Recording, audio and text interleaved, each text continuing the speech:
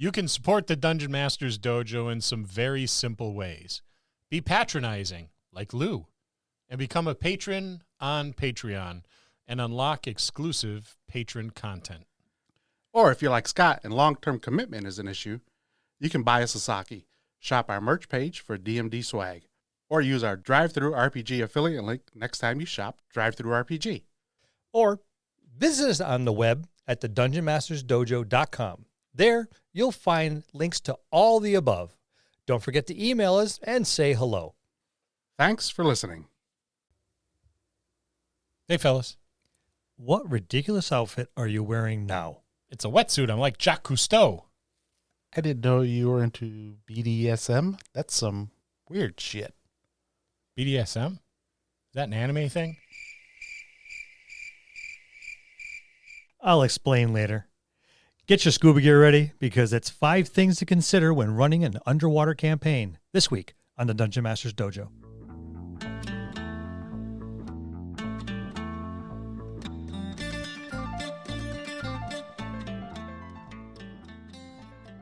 Hello, and welcome to another episode of the Dungeon Masters Dojo podcast.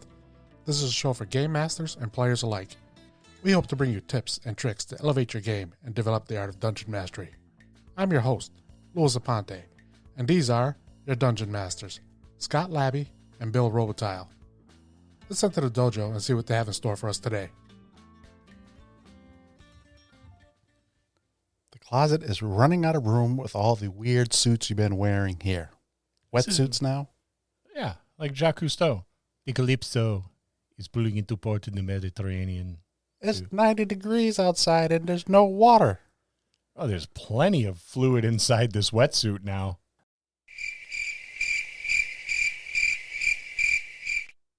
I kind of feel like a superhero in it.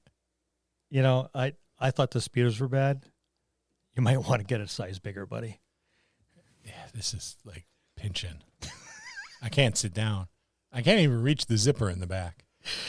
I don't know how Batman does it. Oh, you're on your own today. Maybe the Hellhound will help me. Have another beer. Not with his sense of smell. I'm afraid this thing will explode if I have another beer. Hey, give me that beer back. So we're talking underwater campaigns. Those are fun. There's a bunch of things to consider when you begin planning an underwater campaign. It's a bunch of things you better consider when it's much of it's going to be the same as any other campaign you plan out, right? You're going to need enemies, a big bad, a riveting storyline, but there's much more to consider. Point 1. If you're choosing to play traditional races, then you need to know how they are going to breathe. That's important, right? Not really. Right? How's your half-orc barbarian going to breathe underwater? Probably not well. He's going to end up drowning. The first thing that comes to mind is a great setting for your undead campaign. That is true. Yeah. And hope the fish don't eat you. Wear a wetsuit. Hold all those parts in. That's it. Yeah, breathing is important, right? So what sort of spells, magic items? Water breathing. Apparatus, right? Maybe you have an artificer in your group. Are they going to build you a wetsuit or scuba gear or whatever have you? And do you trust that they will do it right? I will roll very well on mine. So how are you going to breathe?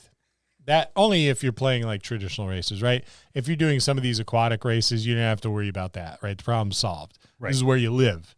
You could certainly do that. Even some of the classes now, you can have water breathing now. The Fathomless Warlock. So you better have a Warlock with you. A Fathomless one. Yes. Yeah. Like, I could just see the ad in the paper. You got to be careful for typos because, you get the barbarian that's not good at book learning or spelling, and you end up with a fabulous Warlock instead of a Fathomless one. You got a problem. As far as water breathing goes, anyway. Dun, dun, dun, I'm here for the job. Yeah, if you want someone to pick out matching outfits for the adventuring party, the fabulous Warlock is the one to do it.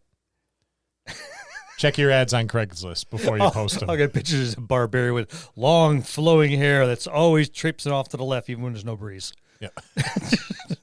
The point here, though, is you really need to be careful, especially even if you're playing on a ship with Bill. Yeah, you're going to sink. The ship may sink. Hey, Not may. It's going to. Hey. The ship is going to sink. A few ran aground. We were on a ship not long ago, and it didn't sink. But Bill wasn't running the game. But you could see the players Hesitation. collectively like, can we fly? Maybe we should just swim and risk being devoured. But Bill's not running the game. He's on board. Yeah. Something's going to I happen. see them down in the hole, drilling holes. Something else to note is combat is very different. Enemies can be in front of, behind, and on either side of your players. They also can be above or below you. Yeah, you have a 3-dimensional setting here for combat. So those DMs that hate players that make Aarakocra characters, well, you know what? Everybody's flying in an underwater campaign. Yep. It's just called swimming. Yep. And everybody can do it better than you, especially if you're terrestrial characters. You have to really manage all those different dimensions during combat, during travel and everything. It's especially important. Yeah, because in your play, you can catch your players off guard because they forget that things can come from above or below. But they in turn can catch you off guard if you're not paying attention. Because if you have a decent tactician on the table, and he starts sending people in different directions, kind of like a quarterback, and then all of a sudden they converge from different directions, your monsters and or antagonists could be in big trouble real fast. Yeah, for me, though, if I have characters in the water and I'm running a game, they're automatically at disadvantage on almost everything they do because they are not from there. Yeah, right. Good point. Good point. So that you're going to need something else to like kind of help you out, much like, magical breathing or some other Backgrounds apparatus. at that point. Like Yep. a sailor, I would give them, okay, you can swim decently. You're not at disadvantage of swimming under the water. Yeah, so you're not at half movement when everyone else is. Yeah, for and movement, that's, oh my God, you're slower than slow now because you can only swim for so long. Right. Without any air. And I always start your underwater campaign after Shark Week. I have some Especially- homework for you guys. Yeah, especially important that you do that. Okay, let's move on to our next point. Weapons that are normally effective on the land may become ineffective underwater. The same could be true for spells. There's not a lot of fireballs underwater. How are you going to verbal? Yeah. Yep. Yeah. And even like somatic components, right? Moving your limbs in our terrestrial environment is Effortless. Not so much underwater. No, well, number one, you're kicking your feet to try to stay at a certain position underwater because you're not just going to hover there. You're just going to sink if you don't. Unless your character's true neutral. Oh, my God. Bump. So, your hand movements and everything's going to be off kilter. Disadvantage. Yeah. Your spells may not cast as perfectly. The effects may not be as... Can't cast fireball. Right. Well, you're screwed if you need material components and you don't have an arcane focus. Oh, shit, yeah. Oh, my powders just keep drifting away. It's mud. Swinging a sword is different. Shooting an arrow is different.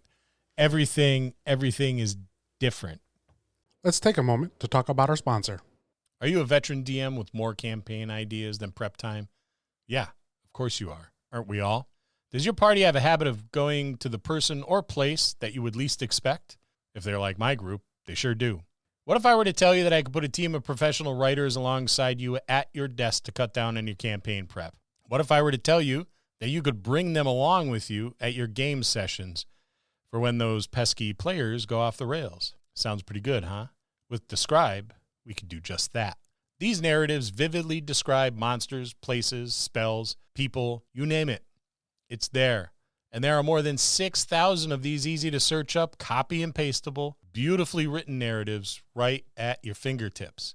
I've been running games for the better part of 40 years, and I must admit, I've gotten a bit lazy. I just don't have the time I used to. And I've been using Terrain, which is minimizing my need for descriptive narratives. Stuff is right out there in front of you. Why describe it? When I was prepping for an Acorns Journey, a DMD story, I used Describe quite a bit. When you listen, you can hear it. One of the things I like the most about Describe is that if the narrative doesn't fit perfectly with your encounter, it's easy to modify while still sounding really good. I did that an awful lot. I think this makes the more than 6,000 narratives that they have available for you even more valuable. It almost doubles what you have at your fingertips. You should give it a shot. Describe has graciously provided us with a discount for our listeners. Head on over to describe.com/DMD. That's DSCRYB.com/DMD. Use the code DMD at checkout to try Describe for 2 weeks free. Links will be in the show notes. And now, back to the show. And if you're not using aquatic player characters, then it makes it even more complicated. It's a lot to manage for the players and especially the DM. There's a lot of thunking to do ahead of time. You may have to come up with a couple charts. Everyone's at half movement. All their weapon damage, if it's being physically or dexterously driven, are at half damage. I was about to say I would just treat it like barbarian rage resistance. Yeah. Yep. So or just say, all right, you did how much damage, and just treat it. Everyone, okay, you don't tell them it's half damage. Yeah, exactly. exactly. I struck. Okay, and you're just marking down half damage, or you're building it in ahead of time. You can just automatically double all the hit points and let them do all the hit points they want because you've already compensated for the fact that everything's doing half. So what's the setting? This is the stuff that I think is really fun, right? If you go underwater, you can pretty much use any landscape. You just got to add water, right? So forests, right? Coral forests. As someone who builds terrain, it's one thing I've always wanted to do is build a buttload of underwater terrain, just because you can use all sorts of crazy bright colors and stuff like that. And it looks like it's really, really fun. And you got to make it look wet, so there's different materials to use to make it look wet. So it's shiny, to give you the impression that it's under the water. It could be like a domed city, frozen sea, even like a desert. It sounds ridiculous. Desert has no water and underwater has nothing but water, but a barren stretch, like a trench or something like that. It gives you the opportunity too to explore a bunch of different cultures you may not have had the opportunity to really play around with in your normal game, like on Faerun or whatever have you. So Right. There's a lot of different opportunities that are just cool for the DM, the players, anybody who wants to build terrain. There's just an underwater campaign poses a lot of unique stuff. As complicated as it is, it's still there's a potential for a lot of like fun. Yeah. Who's to say you didn't see an underwater rip current and all of a sudden your party's dispersed? If you're not from the area, you're not going to be able to read the currents. So all of a sudden everyone's, going ass over tea kettle, can't figure out which way is up because depending on what spell you're using, you don't have bubbles to refer to. So now half your party's upside down, the other half is right side up, although you don't have no idea which one is which. Because if you're deep enough, there is no light. So lighting becomes an as issue well. too. Yeah. So you have dark vision. Okay, dark vision would probably work semi-normally. I don't even know if it'd give you that because Yeah. everything's, when you start going into certain depths, everything's already black and gray anyway. Well, true. But, what little light is there. I mean, there is a lot of wildlife and, flora and fauna that generates light. Yep. So you might have enough to trigger your dark vision. So that brings us into our next point of movement, visibility, and even water pressure. Yeah. It's one thing to breathe, another thing to be crushed by an atmosphere every 37 feet. Now, I know D&D doesn't really have a thing about water pressure, but I would build that in, especially if you're not wearing some type of magical means. Yeah. I think you would need to the deeper you Yeah. get, especially if you're adventuring parties like Terrestrial. terrestrial people. Movement's going to be slowed, right? You're not going to be able to walk. You have to swim. If you don't have any other means of movement or propelling yourself, you're going to need to take frequent breaks. Yep. Yeah, for me in D&D, you have your movement of 30, and you may have a swimming speed of 30, but that's on top of the water. Correct. Underwater, it's from what I would do is half that. Yeah. You can only go for so long, depending on what your con is underwater before you need to start breathing again. And, that's where you can get in Or trouble. even if the breathing has been taken care of, you are still exerting yourself against a constant opposed force. Pressure. So pressure, just moving through the water, plain and simple. Yep. You're moving a fluid out of your way. You're not walking. Yeah, You're so not unless running. you have a spell or like a ring of reaction, Yeah.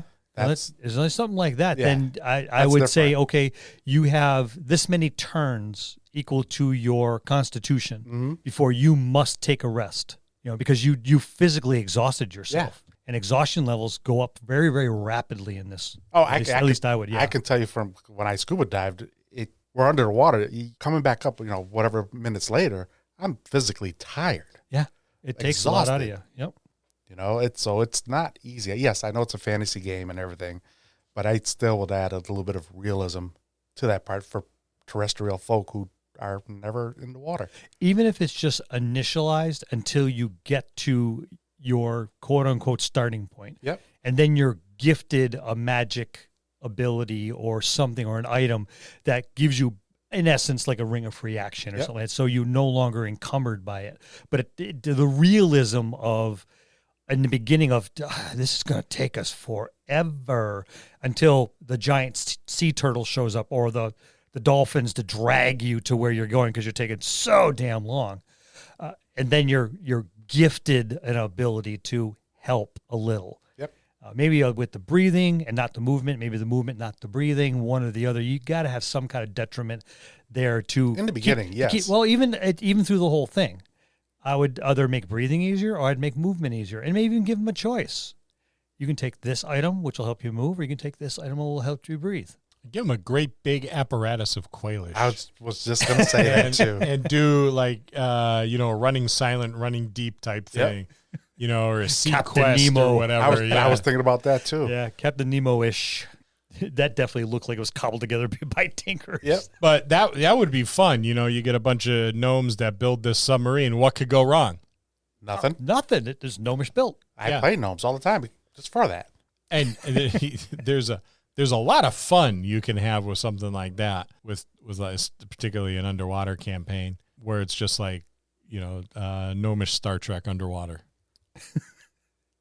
Oh, you got to run that now. And everyone gets to take a shower at least once a day because at least once a day there's a leak springing somewheres. Yeah, so just stand under the leak before they and even fix if you're it. not helping, some people are frantically trying to fix it, and other people behind them lathering up. Yeah, the tech crew with their one gnome with this massive roll of duct tape on his back, and his job is just to bend over so someone could grab the duct tape and pull it free from the roll, and there's a cutter. That's his His job. short sword strapped Yep. across his belt He just- buckle or his belt. He just cuts the duct tape and they just layer it on, and the whole thing's held together with patchwork and duct tape and any other like sticky substance they can get their hands on. There's gnomes frantically chewing gum. Buckets of pine tar everywhere, and rolls of like birch bark just slap on there.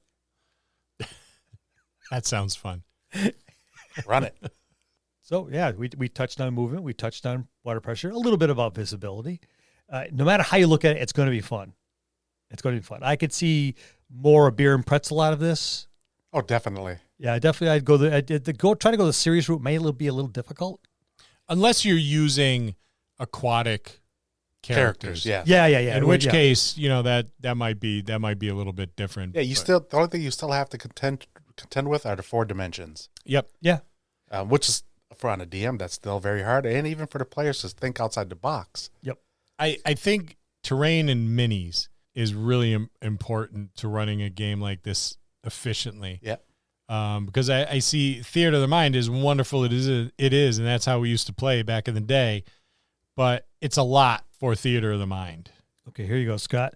I have a lowered ceiling with all the grid work on here. So if you got a bunch of little S hooks and some fishing line, you can suspend terrain at different levels above the table. You think I haven't thought of that? Just making sure. Some heavy duty fishing line. Yep. Yeah. I mean, it doesn't have to be heavy duty. It could be, because you got to keep it from swaying. You got to pin it at least 3 or 4 corners, and you can just run line to line to line and basically make a mobile. Well, I was Yeah, I'll have to show you the sketches I have for my islands and my floating water rocks and stuff like that. You'll need some heavy duty stuff. Alrighty. It's going to be a lot of sand. I have heavy duty stuff. I'll just make sure I fortify the ceiling. And that's 5 things to consider when running an underwater campaign. We'll see you next time in the dojo. That's going to conclude this episode. Thanks for tuning in and listening. Please subscribe to the podcast for more great content. If you'd like to hear a particular topic, you can reach us on Facebook at the Dungeon Masters Dojo, or you can drop us an email at thedungeonmastersdojo@gmail.com. Thank you, and have a good day.